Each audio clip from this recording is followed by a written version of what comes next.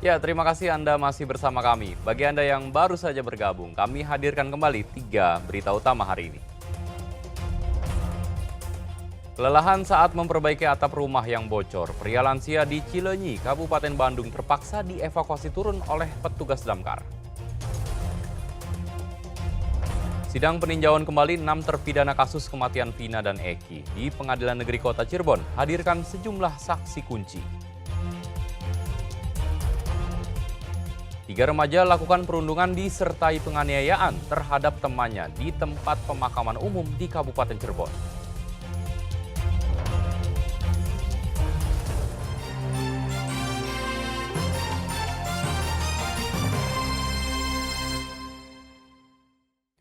Dampak kemarau panjang, ribuan keluarga di Desa Heuleut, Kecamatan Kadipaten Majalengka mengalami krisis air bersih. Bantuan air yang disalurkan PDAM langsung diserbu warga.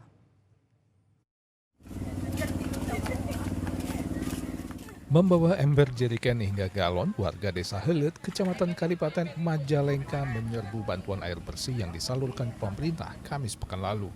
Warga sudah 2 pekan mengalami krisis air bersih. Dampak kemarau panjang membuat air sumur yang biasa digunakan warga untuk kebutuhan air minum airnya mengering. Bantuan air bersih disalurkan PDAM Tirta Bakti Raharja Majalengka menggunakan truk tangki berisi 6.000 liter air bersih. Warga yang antre air menggunakan air bersih ini untuk keperluan minum dan memasak. Itu buat apa, Bu?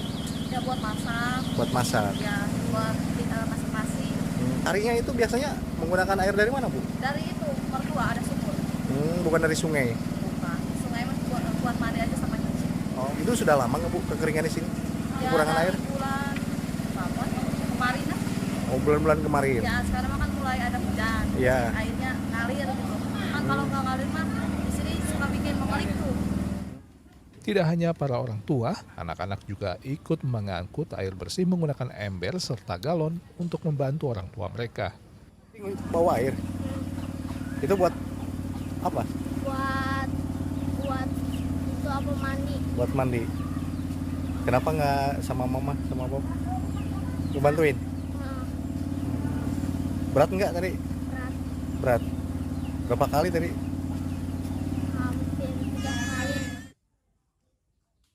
Menurut pihak desa, Dusun Cikenong, Dusun Babakan Nangka, dan Dukuh Erih Heuleut ini memang langganan mengalami krisis air bersih setiap tahun saat musim kemarau.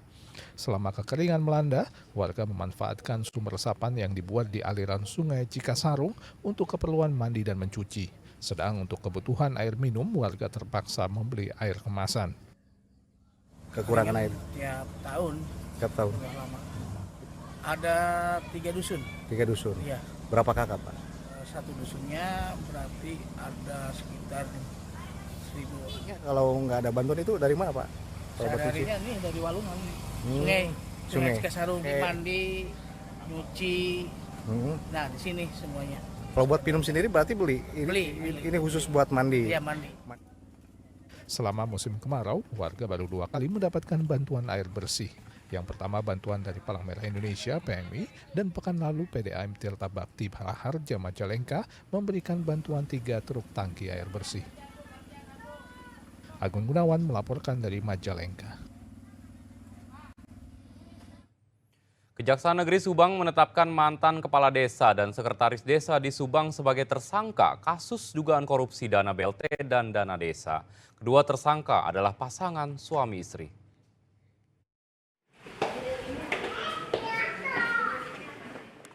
Isnaini Ali, mantan Kepala Desa Belanakan, Kecamatan Belanakan, Subang, dan Eha, suami Isnaini, mantan Sekretaris Desa Belanakan, ditetapkan sebagai tersangka dalam kasus dugaan korupsi dana bantuan langsung tunai atau BLT bagi masyarakat kurang mampu tahun anggaran 2022 dan 2023. Berdasarkan penyidikan Tim Pidana Khusus Kejaksaan Negeri Subang, Isnaini Ali saat menjabat sebagai Kepala Desa bersama suaminya yang menjabat sebagai Sekretaris Desa menyelewengkan dana BLT APBDes tahun 2022 hingga tahun 2023 sebesar lebih dari 250 juta rupiah yang seharusnya disalurkan 4 tahap, namun oleh keduanya dana BLT hanya disalurkan 3 tahap. Dan BLT yang seharusnya untuk masyarakat miskin itu oleh Pak Sutri ini digunakan untuk memperkaya diri sendiri dan berfoya-foya.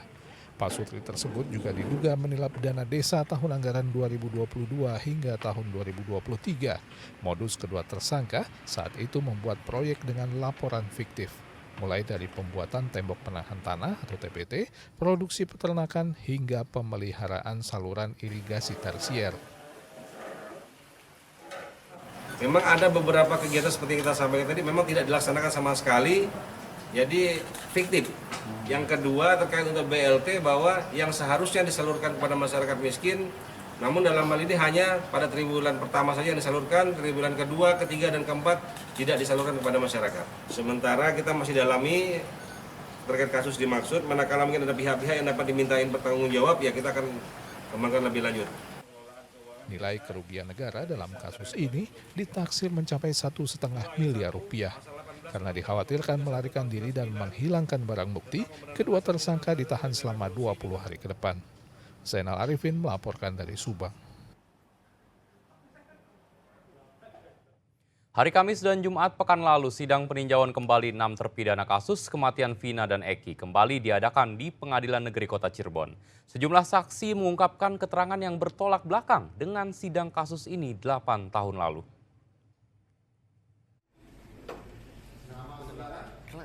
Sidang lanjutan peninjauan kembali 6 terpidana kasus kematian Vina dan Eki digelar di Pengadilan Negeri Kota Cirebon Kamis pekan lalu.